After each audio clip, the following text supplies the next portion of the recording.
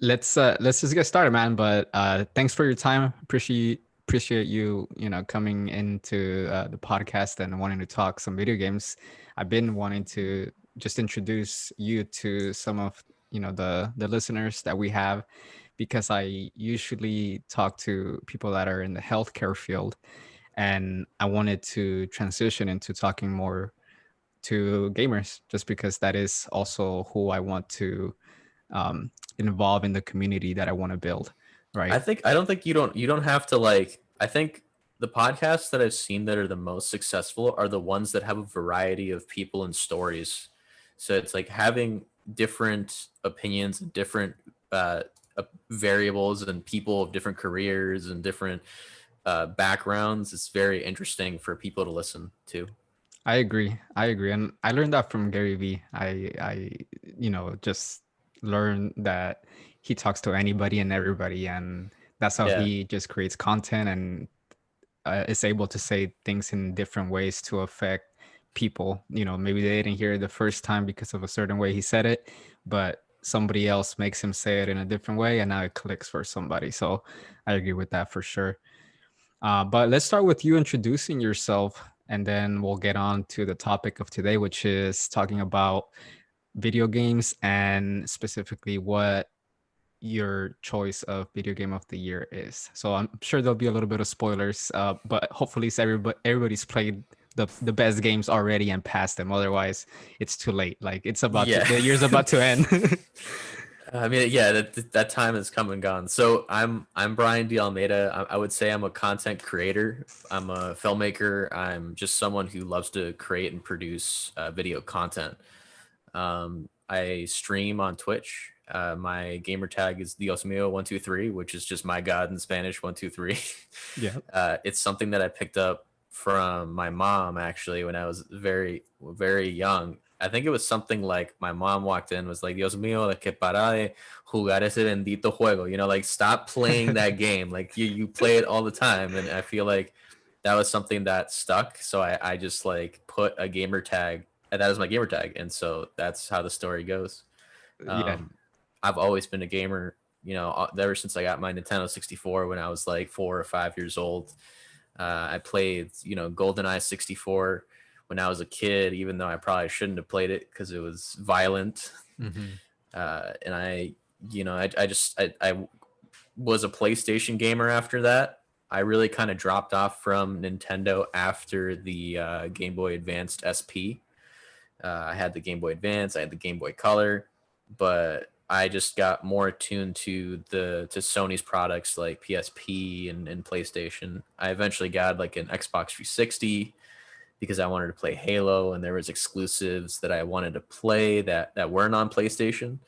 And now I finally built my own PC. It's a old Mac Pro that I got from my job. They were gonna throw it out, and I was like, no, I want to.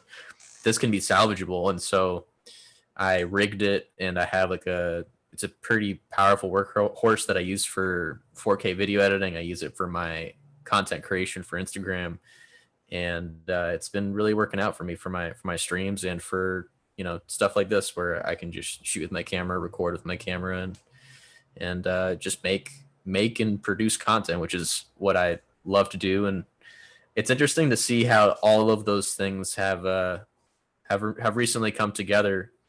And I've always wanted to do something like this or something in media, and I love video games, so I wanted to join those two together. Yeah. So there's a lot of things to unpack there. So first, with your gamer tag, I think it's awesome that it comes from your childhood. It comes from your mom. It's funny because I was watching just an Instagram feed recently, and I saw a football player in college, and they put stats and their height and nickname and all that, and his nickname is WAP, and his because his mom um, gave him that name because he loved the Whopper so much from Burger King. So I love little things like that like they have a nickname that ties back to like their childhood, yeah, that connects to their story in some special way. I really like those kinds of the stories. Yeah, yeah. So it's funny. I just saw that and I thought it was funny, and then now you're mentioning that as well. So that's pretty cool, man. But yeah, it's awesome too that you have been able to kind of stay rooted in something that you're interested in, right? I feel like a lot of the time we grow up too quick and we forget what we are interested in when we're young, and that happened to me. Because in my early 20s I wanted to work and make money, and I had this ideas of starting businesses, but eventually I'm here now, and I'm trying to get back into my roots. I started thinking, what can I do um where I'm just happy about what I'm doing, right? And same as you, where I grew up playing video games. For me, it was always more sports games, just because I But like was, Madden, NFL, like yeah, NBA yeah, or exactly. 2K. Just because I was athletic, I love playing just in real life, just sports with my friends and by myself as well. But video games was always something that I relied on when I was younger. Um, crazy. Um, yeah, it was funny because I saw your cat on the shelf over there. I was like, oh shit. Yeah, there's stuff that happens in my background. Luna chills there, Yeah, chills over there. Sometimes she yeah. hops on me. Sometimes Grizzy passes by in the background. But yeah, so I think it's cool that you've been able to just always stay attached to things that you are interested in, and with you having the skills to produce content and video and editing and audio, and putting all of that together. Obviously that's your job as well, right? And so now being able to like put all your skills that you want to school for and package them into now doing something that you used to have as just a hobby, but now you're building into something that can eventually be profitable for you, and transition, eventually, right? Hopefully into being, a you being in a position where you can actually support yourself from being a content Yeah, creator. being a fully independent content creator that's gathering income from providing that service, from being a streamer, from being that content creation and that social media platforms. I like my full time. It's related to what I do, but I think that's the dream. Like for a lot of people, like for me, when I was a kid, my mom would always say, "Well, why are you playing video games? This is going to bring you nothing down the line. Like this is not going to be give you any redeemable quality." And I think it's because adults they don't think of the ways that can get you income, Hmm. especially from a I feel like from a Hispanic family. I feel like the struggle is always there, that you need to make income, you need to make money, you need to put food on the table. Hmm. And so it doesn't cross their mind, parents, sometimes, that, oh, this can actually be, there are people making millions of dollars streaming, Yep.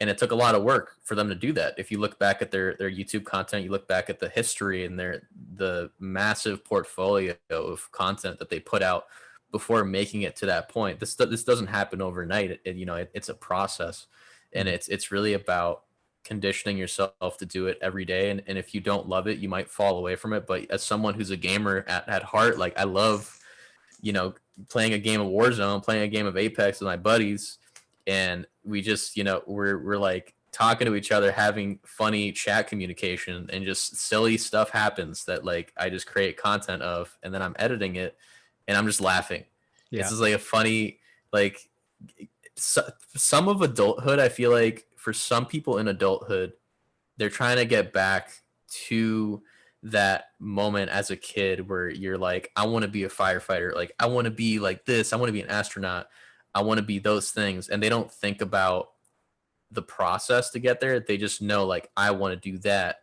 I want to do that thing. And as you become an adult, you need to make money, some things happen. But if your hobby is that and you love that hobby, try and make it your full time. Try and be an independent person, because you'll be much happier for doing the thing that you love to do. And it takes a lot of courage, and it takes a lot of risk, right? And sacrifice. Like you're spending a lot of time just putting the content together into something that you feel like is presentable. And obviously you're having fun while you're playing with your friends, and that's what we want at the end of the day, right? We want to do something we enjoy doing, and for us is playing video games. And I think, something that you said where, our parents, right, they were a different generation, so they they didn't see during their time, right there when we were kids. They didn't see the potential of video games and how profitable it can be, how it can actually be a career. And like, you're doing your content creation independently, right? But there is opportunities where if you have the skill, you can actually make it into tournaments. You can actually become a esports athlete and be part of a professional team in so many different games. And so there's opportunities out there that didn't exist even 5 years ago, right? So this is still something that's growing exponentially, like especially with the pandemic right now, it's just blowing up. So I think our parents were in a different place, and so I don't blame them. But it's gotten to the point where, like, okay, now you see it, right? Now you see why I spend all those hours playing video games and spending all of my money. And now you're able to be sponsored, you Yeah, know. too. Yeah, And I think the thing is, not to fault our parents, because it's not their fault at all. I think what it is they don't see the scenario yet. When we were growing up, there was no esports, there was nothing of that. So they needed the proof. They needed like the example first before they could kind of like break away from the typical norm of, if you're a gamer and you do this every day, you're wasting your time. You can't make anything from it. exactly. Yeah, man. So, well, we're here now, right? So now you're doing your thing. You got your, you're streaming on Twitch, and you're not only playing with your friends multiplayer games like Apex and Warzone, or the multiplayer on Call of Duty, but you're also playing independent games, or like campaign games, right? And those are the ones we're gonna talk about today. Right. So my goal today was just to get you in here and hear a little bit about what you think, what your opinion is on what the video game of the year is 2020. I personally, like we talked about, I play sports games. So I'm playing NBA 2K, I'm playing Madden, I'm playing FIFA, I play Warzone and Fortnite, but none of those games are going to be video games of the year. Um, so I wanted, just to get your opinion. And you mentioned three games. So to name those games, we got Final Fantasy 7, the remake, we got The Last of Us 2, and we got Ghost of Tsushima, right? And so you play them all, and I haven't played them, but I've did a little bit of research just to get familiar with the games, the gameplay, reviews, and looked at like the financials of it and things like that.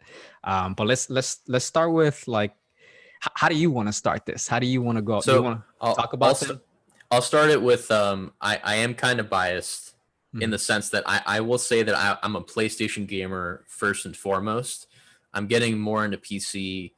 There's a couple of games that we are leaving out. The other candidates are Doom Eternal, which is, I still got to beat that game. That's a classic going back to like the 90s, like That's one of the PC. that's PC Okay. and consoles.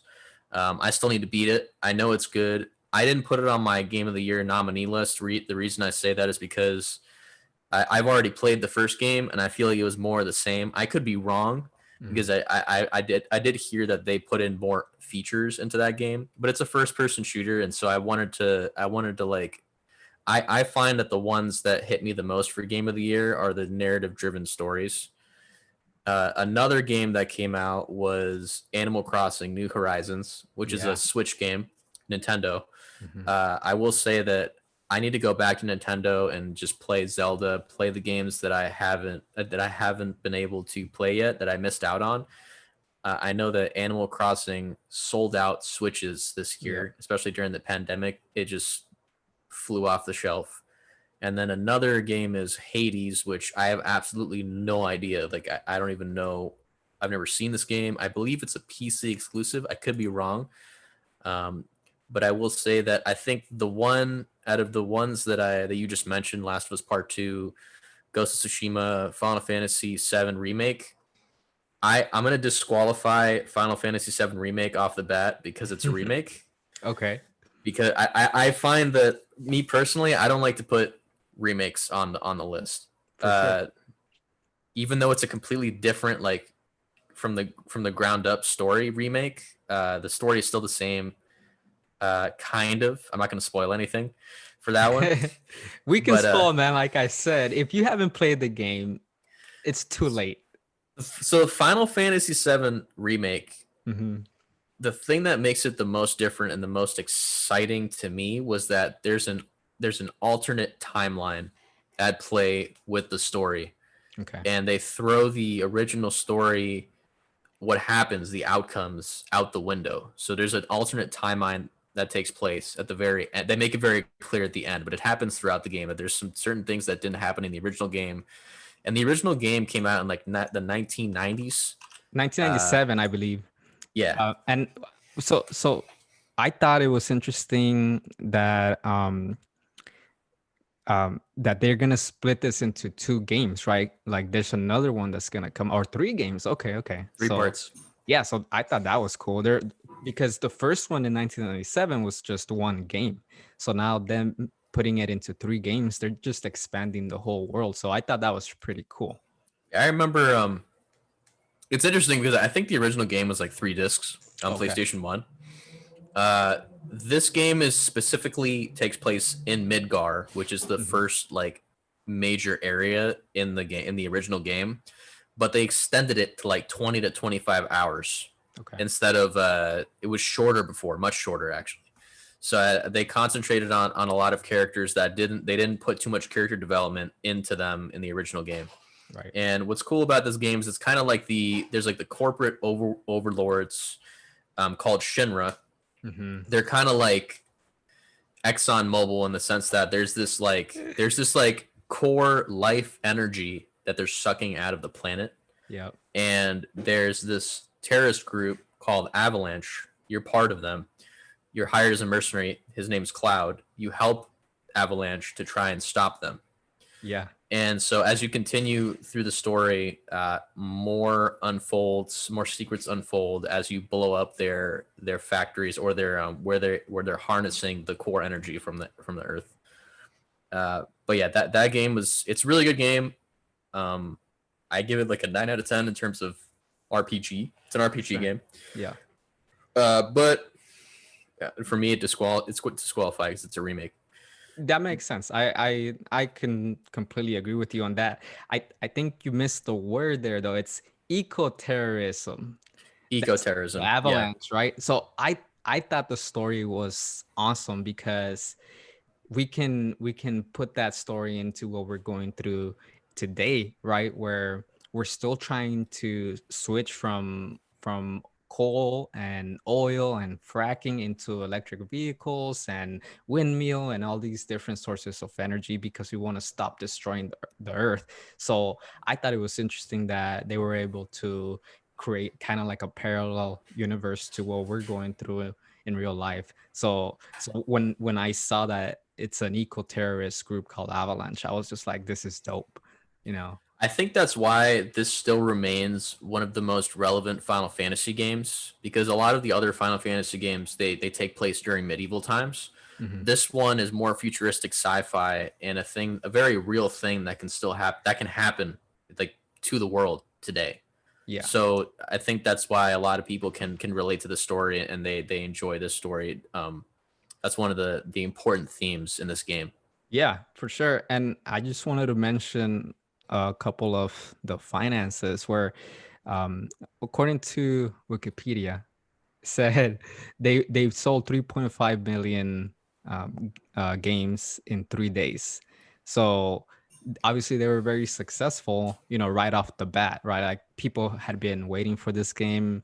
They were anticipating to, just enjoy playing the game. So they had a lot of sales, and in total, they sold about 5 million worldwide. So financially, they were a successful game. Yeah. And And all the they definitely want to milk this game, by the way, just FYI, because like the joke for a lot of gamers was that they have Final Fantasy VII remake hidden at the very bottom basement of Square Enix headquarters because they're Mhm. because it's like one of the most popular Final Fantasies to this day still, Okay. and people were just hyped to just see what happened. And then as it continued under development, they announced that it was going to be separated into three parts, which was kind of a bummer for me. Hmm. But I guess the focus there is that they wanted to. It was going to be a massive game. It's a massive game in terms of data. Like I think it was like between 70 and 100 gigabytes on my Damn. PlayStation.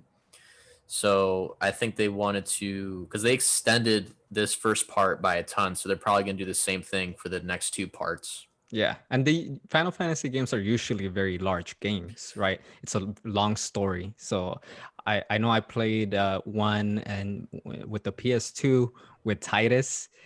Which one was that one? 10 Final And Fantasy 10 that was one of my favorite games ever, especially the sport game when they were in the water and throwing the ball. underwater polo, water polo. Yes, that was I would play the game just to go there and play that game.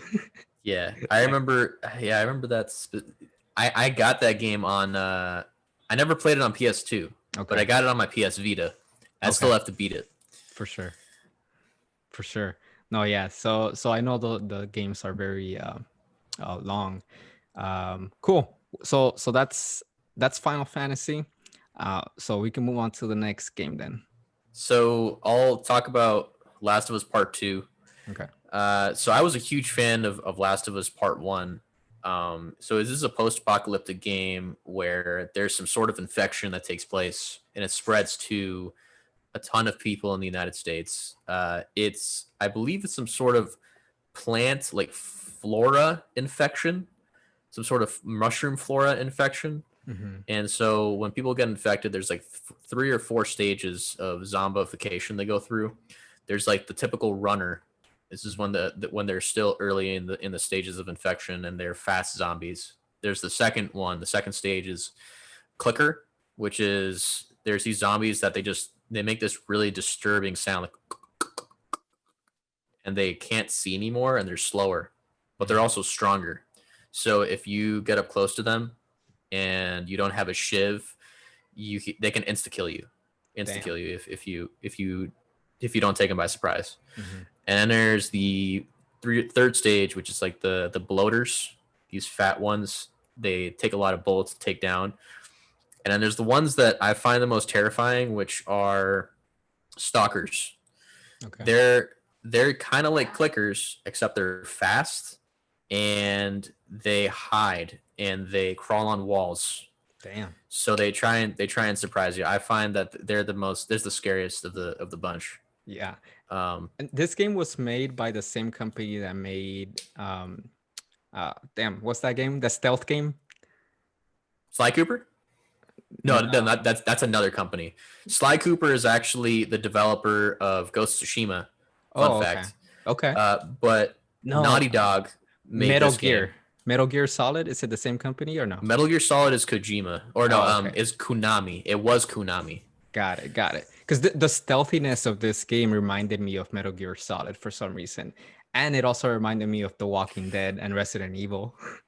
Yeah, I think that's definitely part of the vibe they were going for here. And so what's interesting, so it comes from Naughty Dog. Naughty Dog also made Jack and Daxter, and they made uh, Crash Bandicoot. Okay. So their main game in the PlayStation was Crash Bandicoot. Their Got main it. game in PlayStation 2 days was Jack and Daxter. Jack Okay. 1, Jack 2, Jack 3, Jack 4. And then in PlayStation 3, it was Last of Us 1. And Mhm. then PlayStation 4, Last of Us Part 2. Got it. And so it's interesting to see that they made a transition from like cartoon esque Yeah, characters to like serious, gritty, like Walking Dead, kill with like no regard, like survival kind of thing. That's just a huge change, for you sure. know? Yeah. And even like when you look at the gameplay, the sounds when you're hitting them with the bat and with the knife and the gun just sounds so realistic. It's Like so disturbing. Yeah, it is. Like the like when you hear the gun go off, it just sounds like you're shooting a shotgun every time, and it just sounds so realistic. And that's one thing that I really enjoyed watching the gameplay of from from this game, that everything just seems so realistic. Like the world,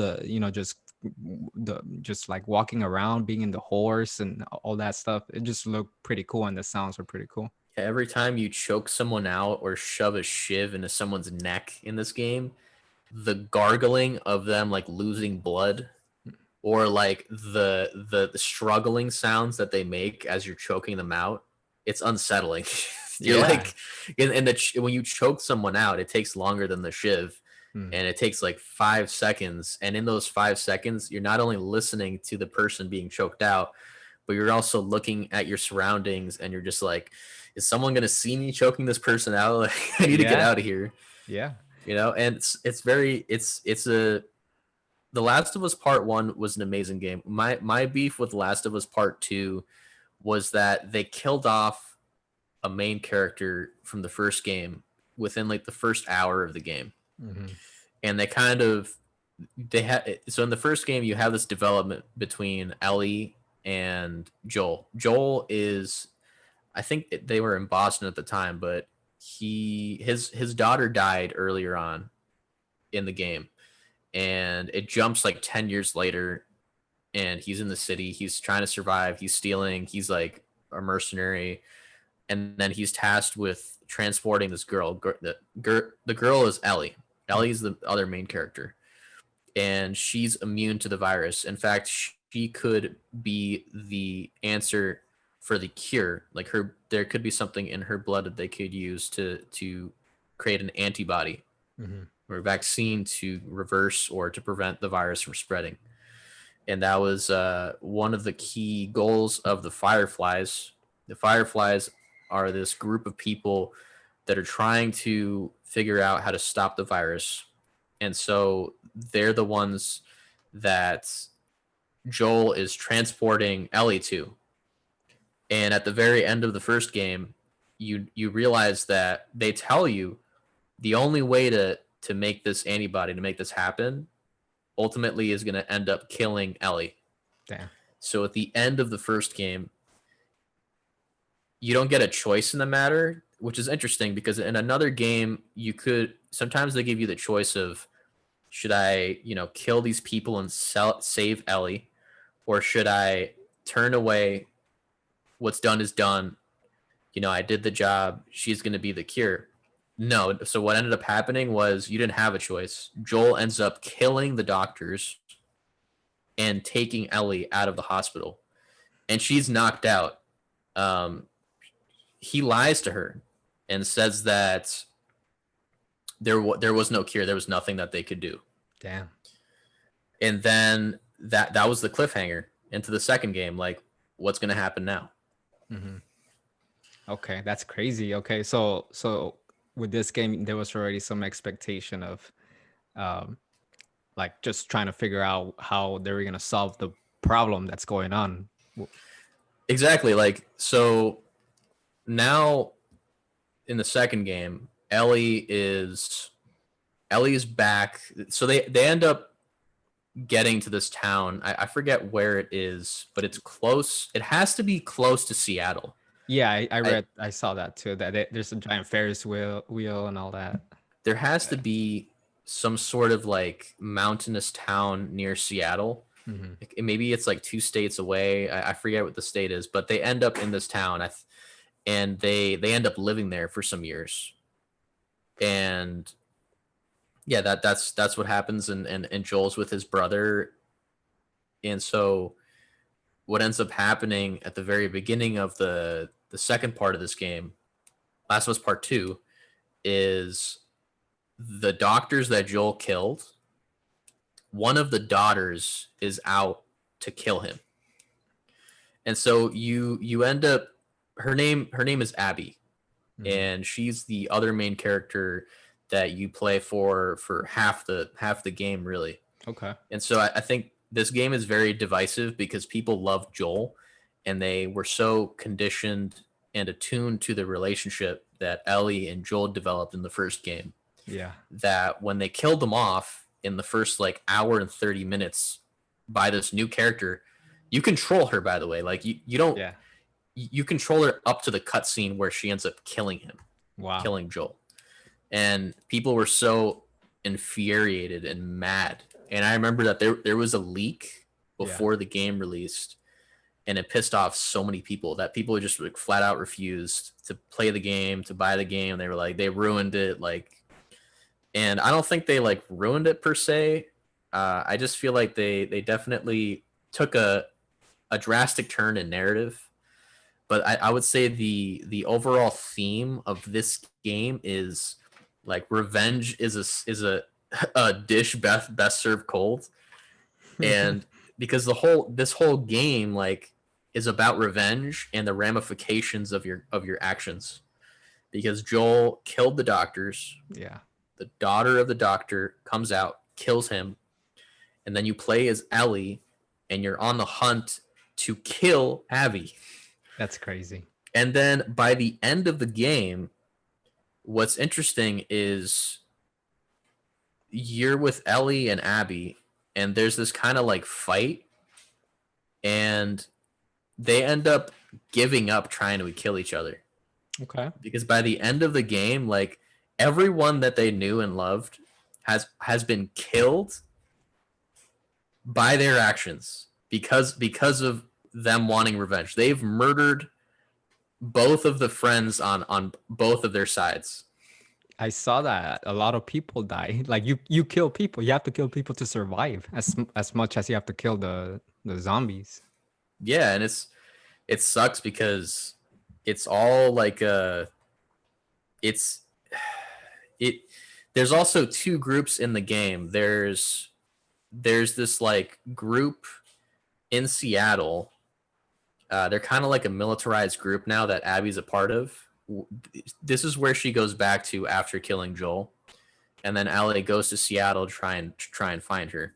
Mhm. And then that group is also fighting another group, which is like some sort of radical religious group that is off on an island in Seattle. I forget the name of their group, but they worship this one prophet, and they don't believe like a technology. They're very bare bones. They wear this specific like rugged coat. They shoot bow and arrow. They barely use guns. Yeah. Uh, but they're both of these groups are extremely violent because they have to be, Right. Yeah. and they're constantly fighting. And I feel like by the end of the game, the characters like, what's the point? Like, everyone's killing each other. Like, like so many people have died. So many of the main characters have died. The people that you just grow to like throughout the game. There's like a numbing element to it. It's Mhm. almost like Game of Thrones, Okay. where by the end of the series, like so many people are dead. Yeah, no, this game is violent. That's the one thing that I got from watching the gameplay for sure.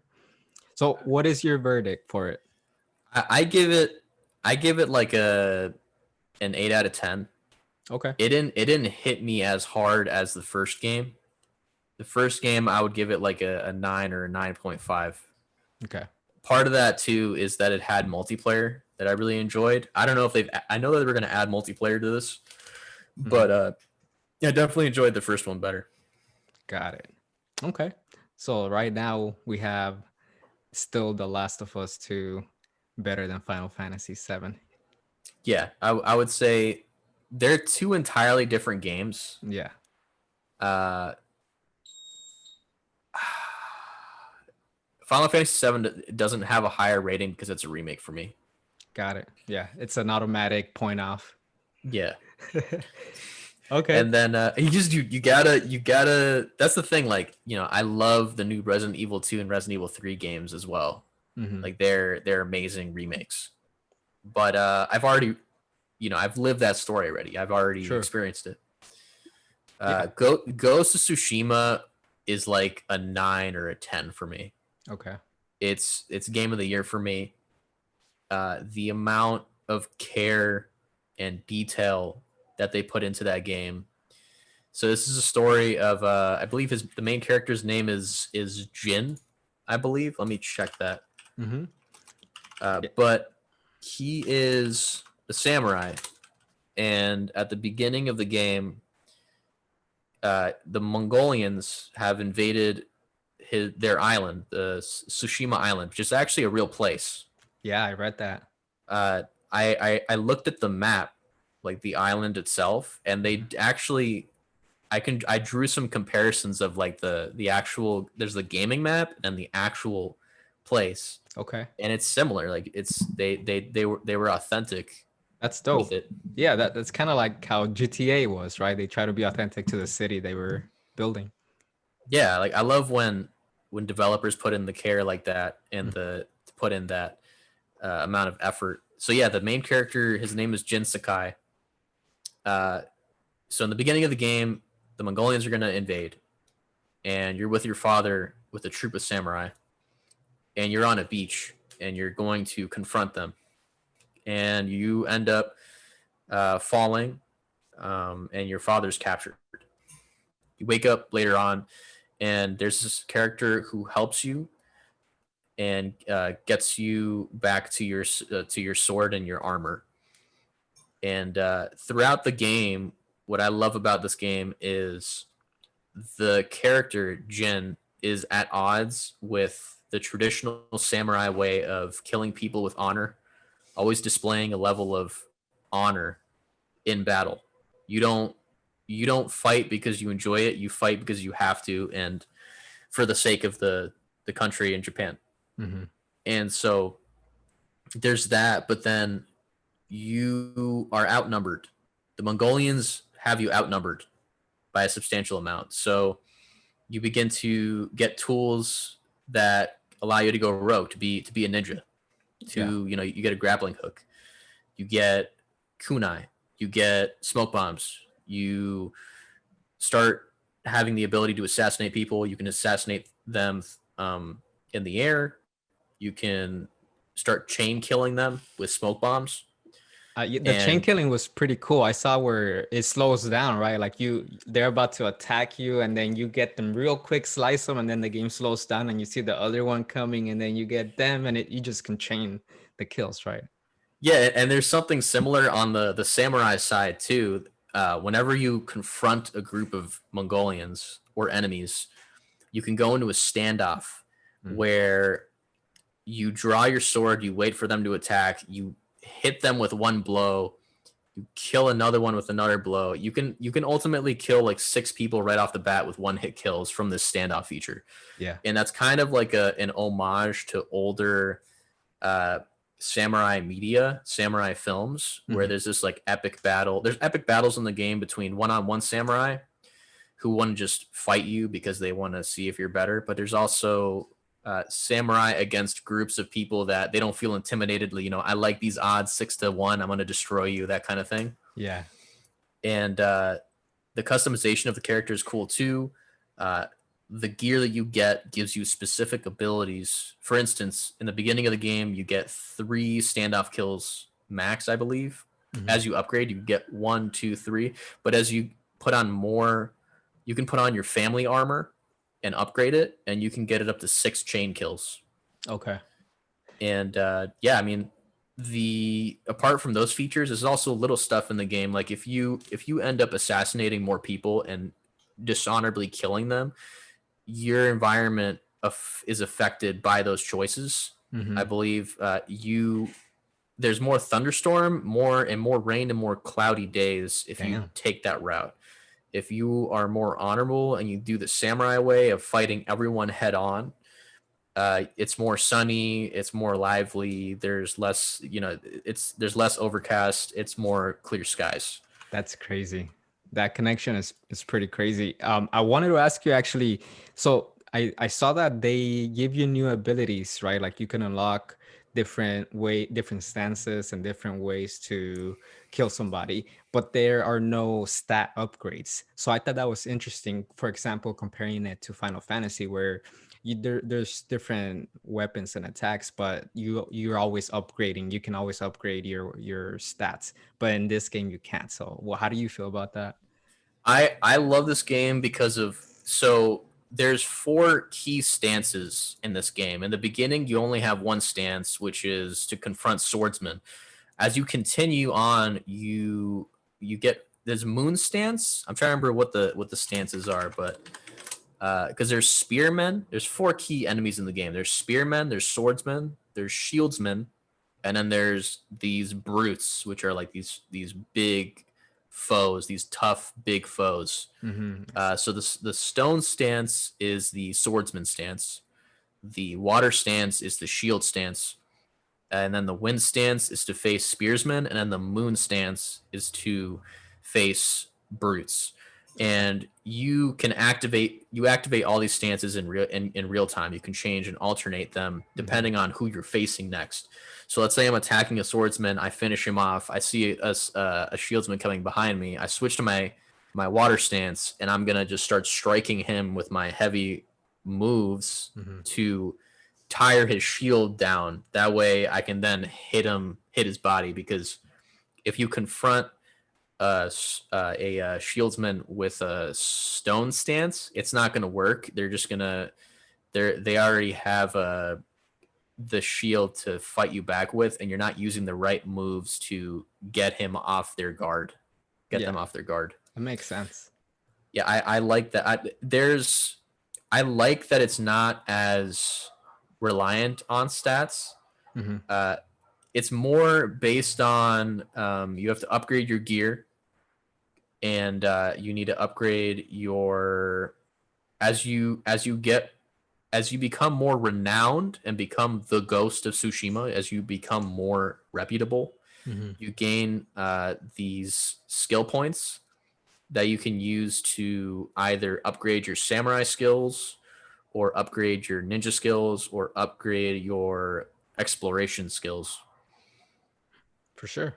Yeah. And oh, also, throughout this game, to get to another location, typically in games they have like some sort of route on the ground, some sort of like star trail, or some sort of this game they use the wind's direction to point you where you need to go, which I think is a Wow. very unique way of doing that.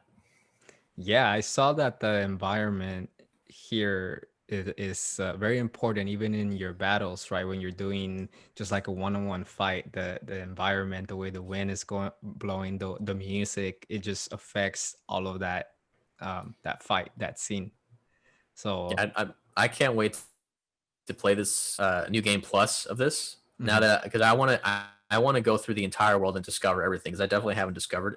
It's a huge game, mhm, and it's also a very it's a great game to play at night. Like, it's a peaceful game as well. There's violent moments, mhm, but there's also peace, and I feel like that's another theme. Is like there's violence in the world in the game, but your character is always, there's moments where you can sit down and meditate, and there's even spots where you can go and meditate in hot springs. mhm.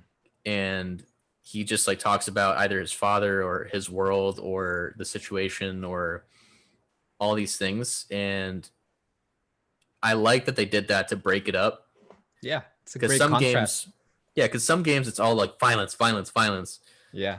This one's more like, it's more, it has that contrast where you take a step back and consider the moment.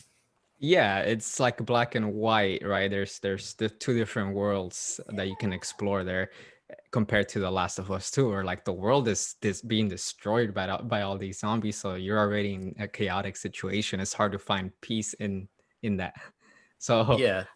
I can see the contrast here in this game.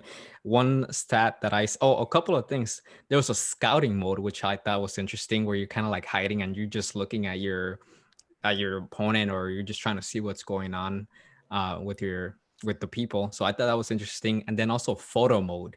I thought that was really cool. Photo mode in this game is in a lot of new PlayStation games. They have. I really like that they've put this in, because these games are so gorgeous. The amount of detail that these artists, these developers put into these worlds, it needs to be seen. They do the same thing in Assassin's Creed Valhalla. They do the same thing in Last of Us in the PS4 version, Mhm. and it's also great for media and content creators because you can screenshot those moments, and they even give you specific camera like focal lengths, aperture, filters. You can play the entire game in black and white if you want, and you can change into black and white for the picture mode.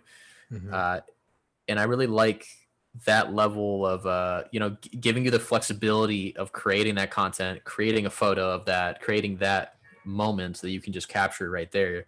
Yeah.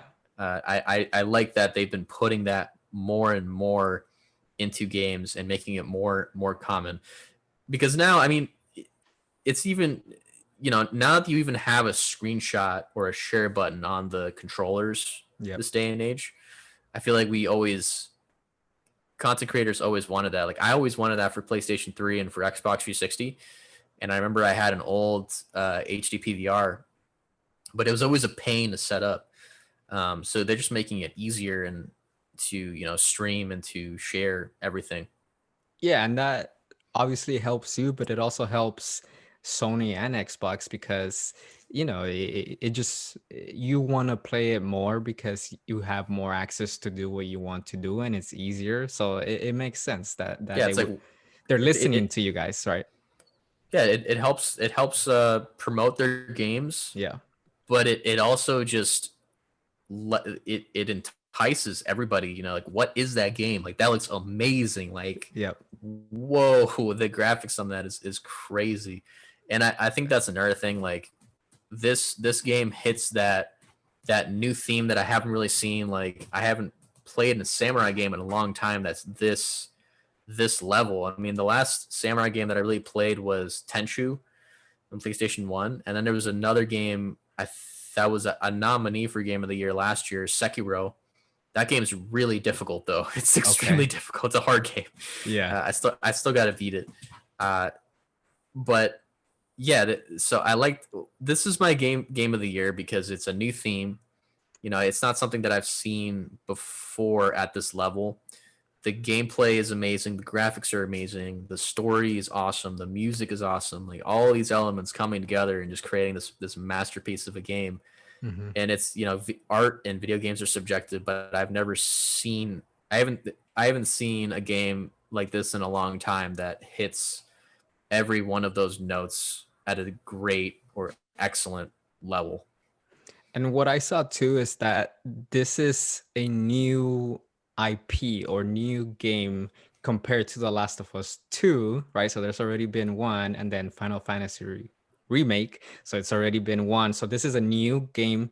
And so because of that, it's in a different category as well. And so it was the fastest selling game. It sold 2.4 million in the first 3 days for it being an original game. That's the thing. Like, if you look at the nominees on the Game Awards this year, Hmm. four of them are sequels or remakes. Yeah. You got Last of Us Part 2, you got Final Fantasy VII Remake, you got Doom Eternal, which is a sequel to Doom, Hmm. and then you have Animal Crossing New Horizons, which is also a sequel to that series. Yep. There's only two new IPs here, which I might be doing a disservice to Hades because I haven't tried it. Hmm.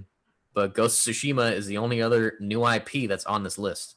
Right. And what I find, you got to give them props for completely changing, like, the developer for this, Sucker Punch. The last game they did was Hmm. Sly Cooper, which has some stealth elements, but this is more like they're going for like a live action samurai feudal Japan.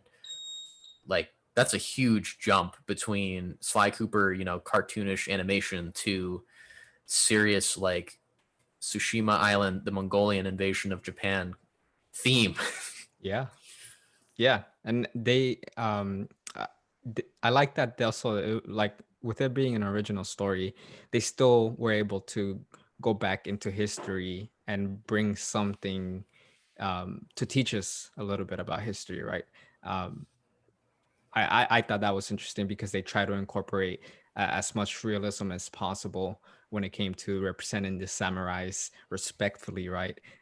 And building that the island, as close to it as possible. And so I think that the creation of the gameplay and the different stances, for example, and involving the environment and the wind and all those things, I feel like all of that, like you're saying, it's new. It's something fresh. It's something that it's only gonna challenge the future games to think in a different way. Let's think of a different way to have fight scenes and a different way to have stats, right? Maybe we don't have to rely on constantly having to upgrade, collect things and upgrade. Like let's just give them different attacks, right? Like so I do think that this was an innovative game to I do. push I feel everybody. like I feel like the video game industry is kind of turning into the movie industry in the sense Yeah, that we're having this reliance for remakes, and you know, there's another IP that I'm really excited for. It's coming up. It's called Cyberpunk 2077. I seen that. Yeah. I'm really hyped for that game. I'm Mhm. really hoping it doesn't it like because there's always hype. That game is so hyped at this Yeah. point that I know I'm gonna go in with reservations. You know, like I'm gonna go in with an idea of how it's going to be, Hmm. and I wish I could just kind of like not listen to any of that and wipe the slate clean of Yeah. like any, but it's impossible now. Yeah. Uh, and I think that could have also affected my opinion of Last of Us Part Two because Okay. there were different opinions and people who were like, "Oh, this game's ruined now," like that kind of Yeah. thing. So the first, so I while I was doing some research, the first time I ever heard this, it's called review bombing, and that's because of what you're talking about. The leaks just kind of made the critics start to give them horrible reviews, and it affected obviously the way people were thinking about the game without actually even trying it. So that was the first time I ever heard of review bombing. Yeah, like if you go to the Metacritic for this game, I remember when it initially came out, it was far worse. I think it was like 4 out of 10 It was for like 3.4.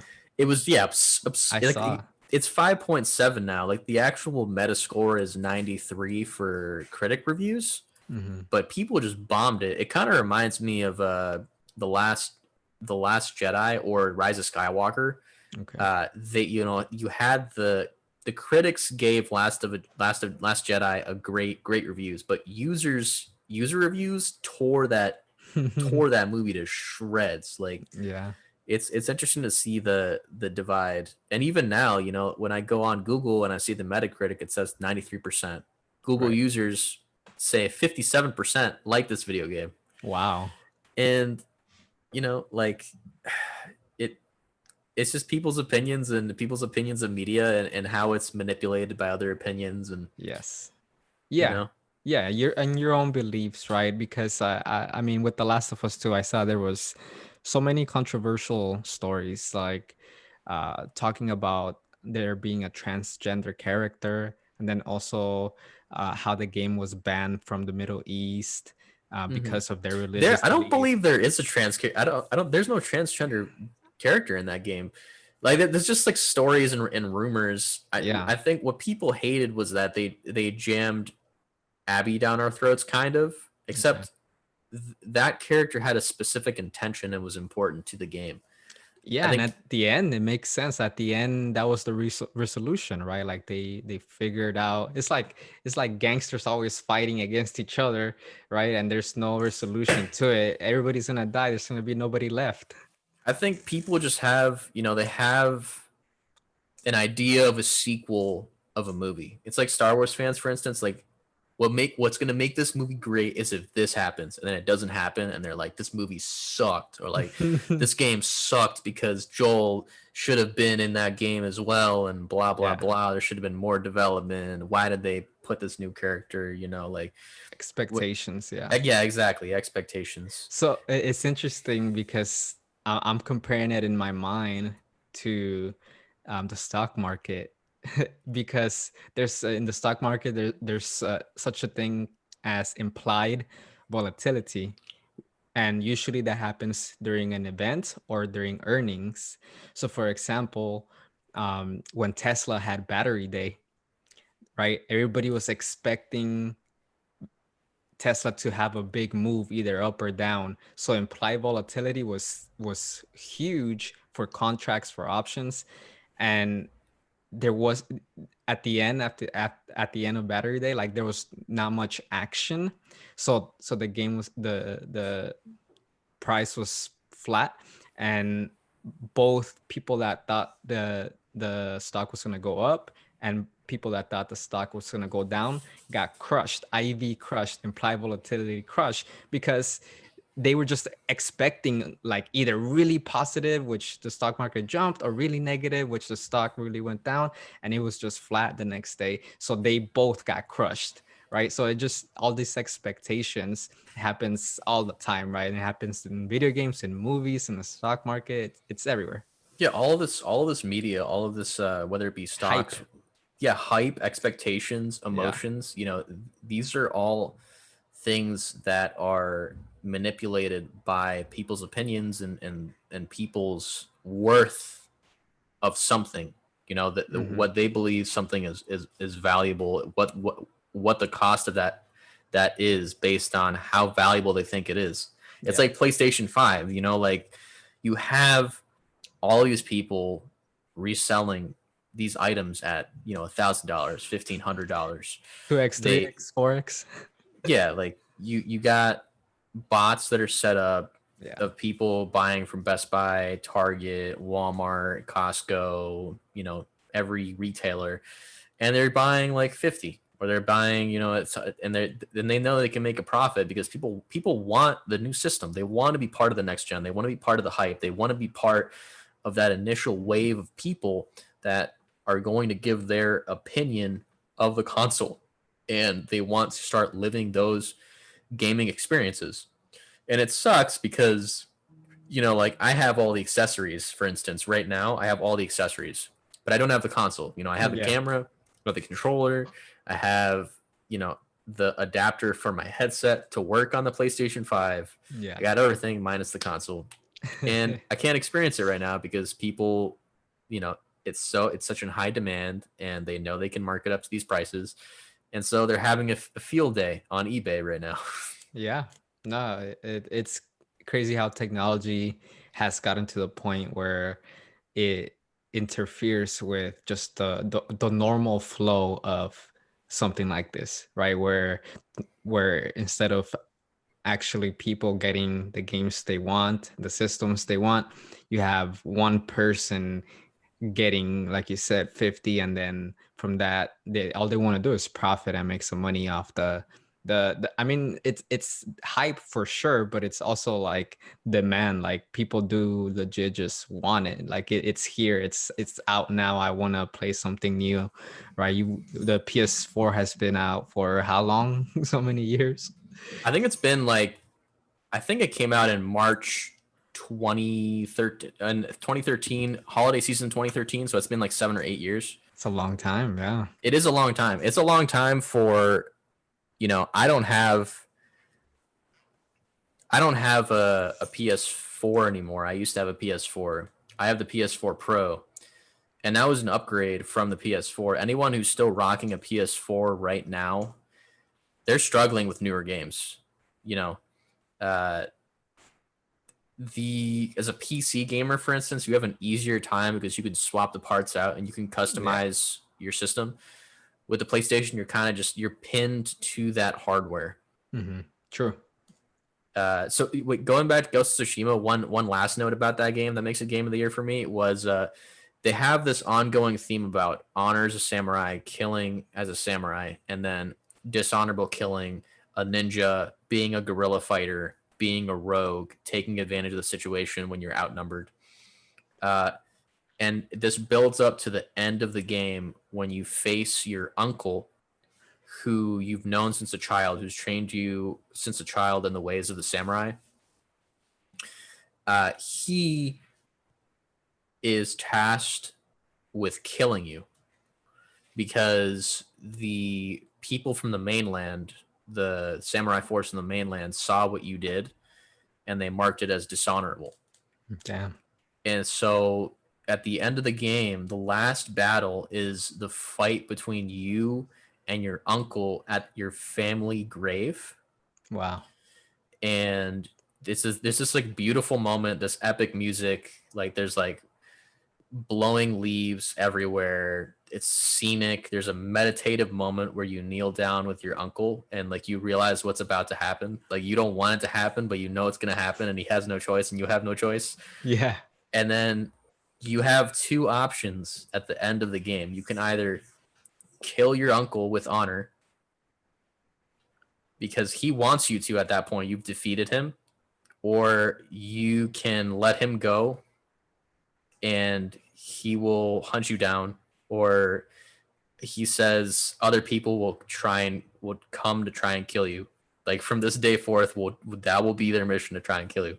Damn. Uh, because you've become the Ghost of Tsushima and have become some sort of, I guess they see you as a rebel leader. Like you didn't follow the way of the samurai, so you're a traitor in their eyes. Mm-hmm. And I ended up choosing to kill the uncle. The reason I did that is because the uncle wanted that to happen. He Okay. wanted you to kill him, and he wanted you to display honor for him. And so it's very much, it reminded me of Last of Samurai, the movie. At the Okay. very end of the movie, the Tom Cruise, who plays like the last samurai, kills the samurai leader because he asks him to. Mm-hmm. He's like, thank you, like you've given me an honorable death, you know. And he earned that, right? Like Tom Cruise learned the way of the samurai, and so at the end, the leader saw that he put in all that work to earn the right to be part of that culture and be a samurai. Yeah, and that happened here, I think, in the sense, Ghost of Tsushima, I would say that's the good ending, or maybe the canon ending, because you're giving respect Mm-hmm. to your uncle, giving him the honorable samurai traditional way of death. Yeah. And he like thanks you and like, you know, I loved you like my son. They say something like along that lines, and then you kill him. The main character screams like into the sky, like this epic moment, and then it just transitions and like fades to white, and the credits roll, and it's like one of the best Damn. endings I've ever seen of like any video game. Like I was like, it hit me so deep. I was like, wow, this is like one of the best games I ever played. Like Crying a this little is bit. like I got really close. I was really close. Like because the music came on and I was Yeah. like, this is a masterpiece. Like it's an orchestra of emotions. I was like, Yeah. this is nuts. And I like that there was like an ending too, or do you expect there to be a second one? I think they might do a second one Okay. because of I think they'll do a second one mainly because, you know, when they do new IPs, they want to see how sales do, and if sales do really well, they'll do another story. Okay. Uh, Usually, you know, because with Sly Cooper, for instance, you had Sly Cooper 1, 2, 3, and 4. Mm. Okay. Ghost of Tsushima, I think what they could do is maybe Jin goes to the mainland, because the Tsushima Island is just one part of Japan, a smaller part of Japan off the Yeah. coast. And so maybe he could go to the mainland. Maybe he's tasked with their mission. Maybe he's, you know, maybe he's forgiven or something, or maybe they need him, or maybe they, you know, they could figure out some sort of story to create a sequel to this.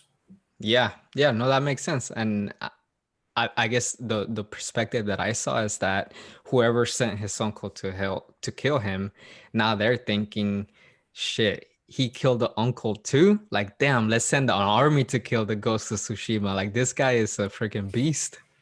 Yeah, and that's the thing that you know, uh, everybody in the game, the people you helped, they're on your side. They've seen what you've done.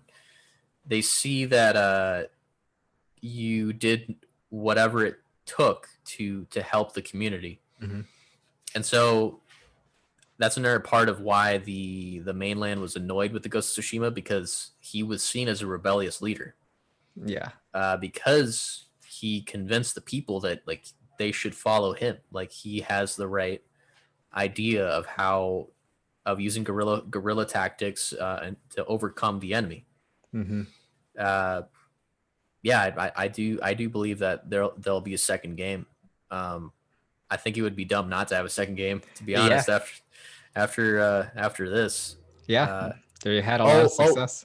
I forgot to mention as well. This Sucker Punch, the developers. So the main game that they made after Sly Cooper before this one was Infamous. Okay. And Infamous is a game where there's also choices. You're like a superhero with electricity, Oh, okay.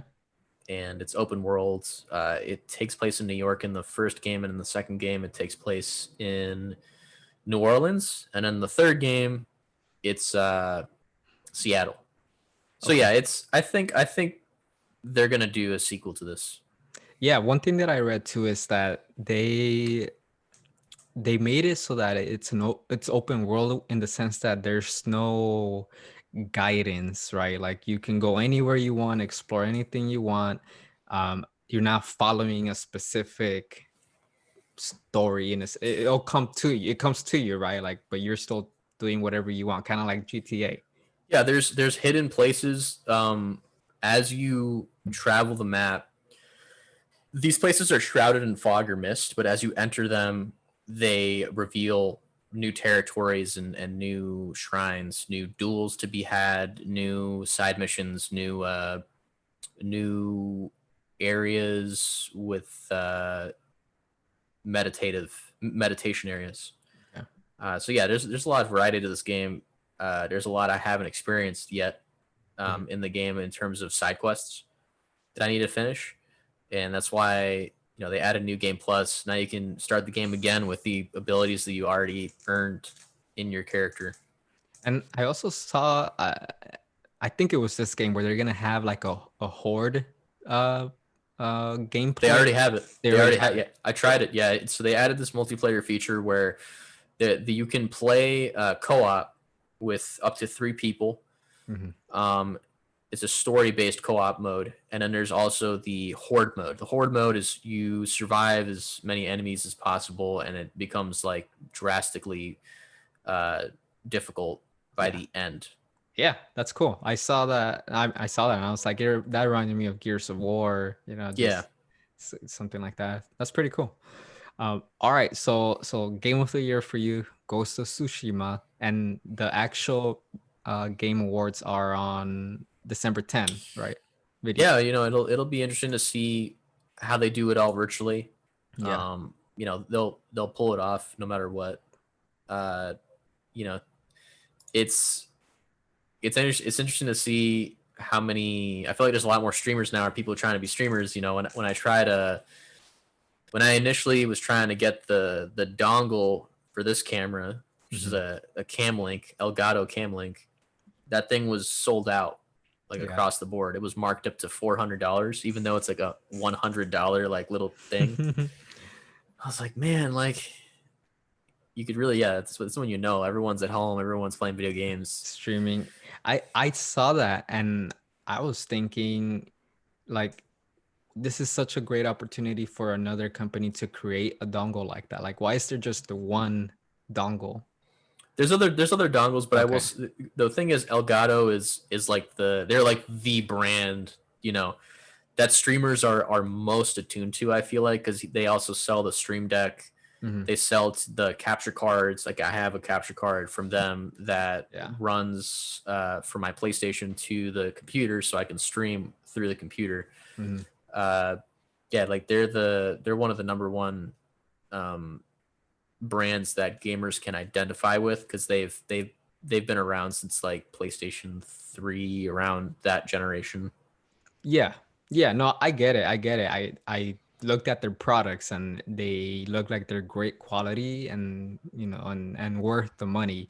But I just thought, this is crazy. It's like a It is PS5. expensive. It's like It a is PS, expensive. right? Like a PS5 is just one PS5. There's not it's PS5 or Xbox.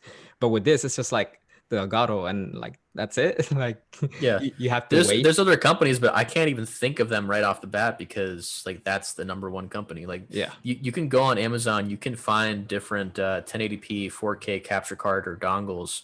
Um, but you I rather I would wait. but I would rather wait and get it from Elgato because they already have the reputability Hmm. and they have the most reviews, so they have a legitimacy to them that I wouldn't want to risk on another company that might provide me with an inferior product that I then have to return. Okay, for sure. And you're not the only one. That's why people are, selling it for $400 because they know that they can. Um, all right, cool, man. Well, it's been great learning more about these games. I definitely feel like I've been missing out this year on these games. Now that I watched the gameplay and hearing your perspective on them, so I'm excited to see what happens December 10 and see who they give the award to. Yeah, and I also hope that I'm able to get a PS5 next week on Black Friday. We'll see about Hopefully. me, looking staring at the Walmart, the screen, looking at that like 6 p.m. drop. Oh, they're gonna restock. Oh, have it in my cart. Oh, psych, out of stock. Like, you're oh, nice. you're not the only one, man. And there's so many people, waiting and hoping. So hopefully Black Friday gives it to all of you guys. Yeah. The next year's Game Awards will be interesting too because next year will be, it'll be the first year with the new generation of awards. So Yeah, it's gonna be tough. It's gonna be tough. There's gonna be a lot going on. yeah, maybe they'll nominate Miles Morales. I've been hearing good things about that game. Okay. I started playing Valhalla, Yeah. Assassin's Creed Valhalla. That game is crazy Yeah, I in bet. terms of how big it is. Yeah. Yeah, I mean, there isn't too many options this generation yet, like in terms of launch catalog of games that are coming out with the system. Mhm. But Sony made the move to make PlayStation 4 games back um, compatible with the system. Yep. So that's always good. I always hated when when you get a PlayStation 4, for instance, it's like, oh, I can't play my PlayStation 3 games. Right. Now they're gonna sit collecting dust. Like, Yep. There are ways now. That's great. and that's one of the reasons why I'm all digital. I'm all digital in general, but with video games too. I remember, just learning about that. You couldn't play your PS3 games. So I was just like, okay, well, that sucks. But yeah, that's smart that they did that. I feel like they're gonna keep a lot more PS4 or people, and they're gonna buy the PS5 because of that. Yeah, it makes it easier for people to connect, to communicate with each other. Hmm. I felt bad when I got a PlayStation 3 because around that time, when I got a PlayStation 4 and transitioned from PlayStation 3, because I still had friends who were only on PlayStation 3. Yep. And, you lose that time with them until they get a PlayStation 4. Yep. It's good to see that now Sony, Microsoft, Nintendo, PC, they're starting to create more cross-play functionality. I can play with a friend who only has Xbox. I can play with a friend who only has PC. I can play with a friend who only has PlayStation. Um, Gaming is all about, connecting and experiencing games. It's all about the games. It's not about the consoles. It's really about the stories and the fun that you have playing with those video games. I agree, and I think that with everything that you said, though, it is. Do you think it's leading towards a time where there are gonna be no consoles and everything's gonna be streaming, kind of like Netflix and Hulu, Disney Plus? I think Sony and because what's interesting about Sony, for instance, is they've already trademarked like PlayStation 6, 7, and 8. Hmm. So clearly they've already set out a long term plan for 30 years down the line. Hmm. Yeah. It may be that may happen.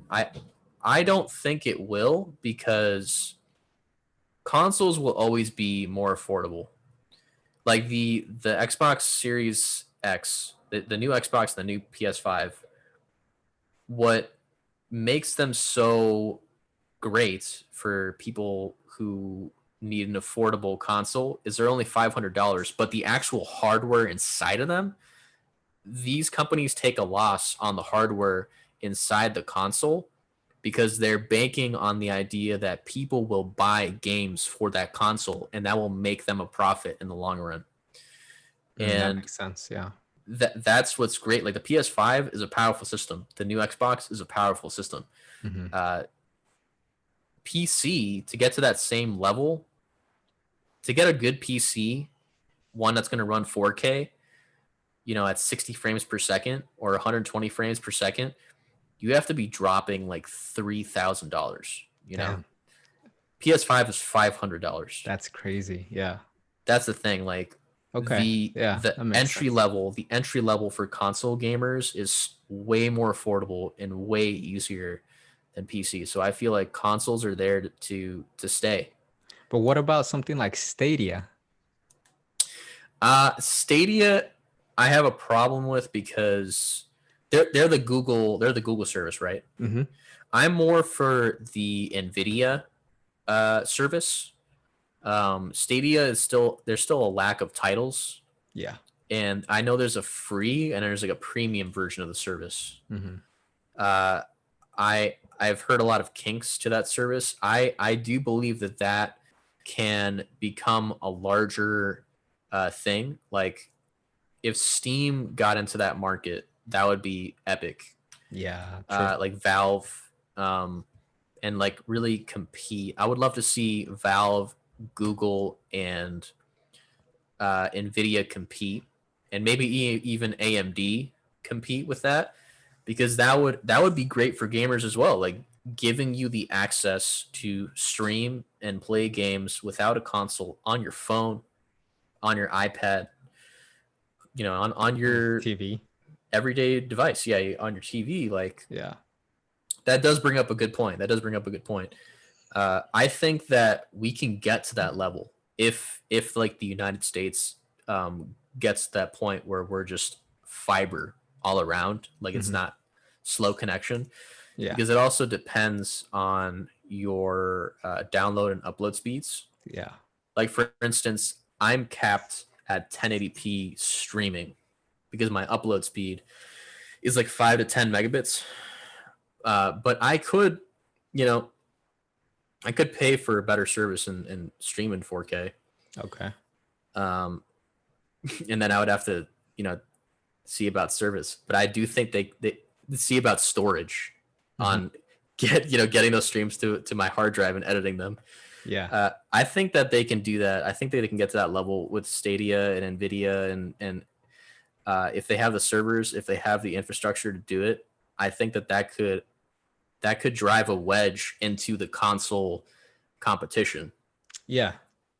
For sure. And I honestly think it's heading that direction. It's just a matter of time, which could be 5, 10 years, 15 years from now. But I do feel like people prefer the easiest route possible. And if that means no more consoles and just paying $20, $40 a month to stream or to play any game you want, I think people would rather do that in with time, just like with Netflix, right? Eventually they got to the point where they didn't need Blockbuster anymore. They can just stream the movies they wanted, and it worked out. That's a possibility. Yeah, I believe that could end up being a thing where like Sony and Microsoft become Blockbuster, Yeah. and they don't need it. Gamers don't need a console anymore to play on their TV. and Uh, and they are kind of transitioning in their own way already, because there's PS Plus and there's the Xbox yeah, there's something, PlayStation Now, or PlayStation Now. Yeah. and then there's Xbox just released. What makes the Xbox so enticing, for me, actually, the console's powerful. It's more powerful slightly than the PS5, but they have a subscription service Hmm. where you can get free games. I think it's the Xbox Pass or some Microsoft Pass, Hmm. where it gives you a ton of games. Also, all Xbox games are compatible Okay. with the new console, which I think is great. I wish that PlayStation would do that. Hmm. with PS3 and PS2 games on the Yeah. PlayStation 5. That's the one thing that like sucks about them, that annoys me. And Yeah. that's part of why I got into PC too, is like I want to play PC games and get used to keyboard and mouse, but I like having my digital library on Valve that I know that I can just go to, and I don't have to deal with this exclusivity. I don't have to deal with, oh, I can't play this game on my PlayStation 5 because it's PlayStation 3. Like I just want to play the game. I just Yeah. want to play the game. Yeah, I feel you. And I think it will eventually get to that point because there's a little bit of friction building, and I think streaming like Stadia is getting rid of that friction, but that will come with time. But Competition is always good. yeah. Competition is always good. It pushes the envelope in terms of what's possible. Hmm. In every industry. People were doubtful of Netflix when it initially came out. Yep. It used to be that you needed to get a disc, and Yeah. now Netflix is available on smart TVs. Hmm. It's available on consoles. It's available on your phone. You know, Hmm. and Blockbuster had the chance to buy them out, and they didn't take it, and they ended up getting buried. So, They didn't adapt, right? yeah, And that's the difference because Blockbuster could have even started their own streaming service. They could have let Netflix continue to do whatever they wanted to do, and then but they could have learned, hey, that's working for them. Let's do our own. Which is how Sony and Microsoft, they are innovating, they are transitioning as well because they see the future, and they see Stadia coming in and Nvidia, right? So I think that they are being smart and not letting them become dinosaurs. mhm. What I find interesting too is you know Nintendo. I think the reason people still play Nintendo games or buy Nintendo products is because they want to relive the nostalgia that they experienced as a kid. Yeah. Mario, Luigi's Mansion, Zelda. Zelda. All Super Mario Kart, Super Mario Bros. Yeah. And I kind of drifted away from that after the Wii came out because I wanted the more narrative driven game, the Hmm. better exclusives, and for me, Sony was the one that fit the bill for that section of gaming for gamers. Yeah. Yeah. And there's a game for everybody. That's the cool thing. And Nintendo's got its own demographic of people that they attract, and that's why they're still alive. And Mario's never gonna go away. They're gonna keep coming up with Mario games. Yeah. So they'll be there forever. But I do think that they're gonna have to create their own stream as well. What's you brought up Stadia. I'm still surprised that GameStop is still around. I thought they would Yeah. already have like filed for Chapter 11 bankruptcy. Like Yeah. I haven't shopped at their place since I figured out about Amazon Prime, because Amazon Prime for a while they had a discount on new games. They weren't 60, they were 50. Mm, And I had the convenience of just having it delivered on launch day. I was like, why would I go to GameStop where I know that they're going to try and rip me off, because they always have to like present this like card or yeah. these like offers that are useless. Um, yeah, I liked GameStop mainly because of the experience of midnight launches, Hmm. but we're in a pandemic, so that's out the window anyway. Yeah, and I agree with you. I think that right now what's keeping them alive is that they are partnering with Microsoft. I don't remember to what extent, but I think that's what's keeping them alive because their stock has even gone up in the last few months. So they're definitely not going bankrupt anytime soon. And I think Yeah. it's more because of the expectation, the hype that they are going to be more than just a brick and mortar shop. We'll see if they adapt and they put in some sort of business prospect that allows them to continue living on long term. Yeah. But everything I even followed this one guy. His name's Camelot.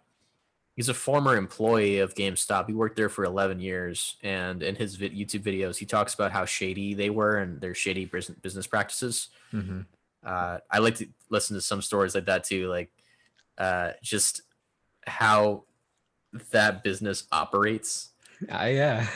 The prices are crazy when you go in and you try to sell one of your used games, then they give you $5, and then next day they're trying to sell it for $50.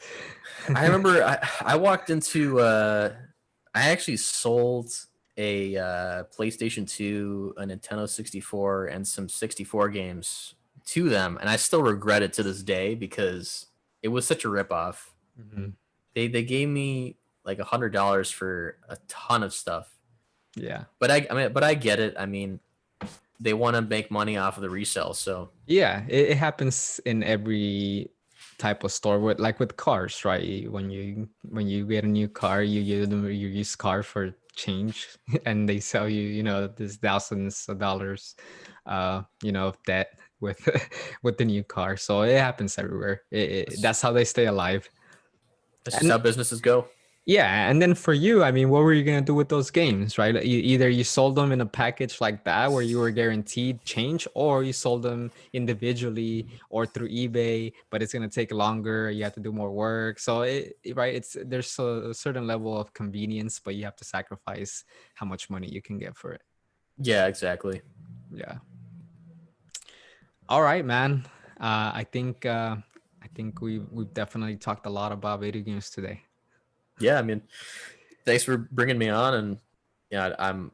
It was a pleasure speaking to you, Edwin, and I can continue talking about this. We can do another episode. I can talk about video games all day. I'm passionate Yeah, about this stuff. I love definitely. to talk about it. I love talking about the stories, video game stories. For sure. And Um, yeah, I would love that. Like I said, I do want to bring a little bit more of gaming content to my community. So maybe we can do this like once a month or something, just to kind of talk about what's new, what's coming up, what games you're playing, things like that. yeah, I'm down. I'm all over Cold War right now.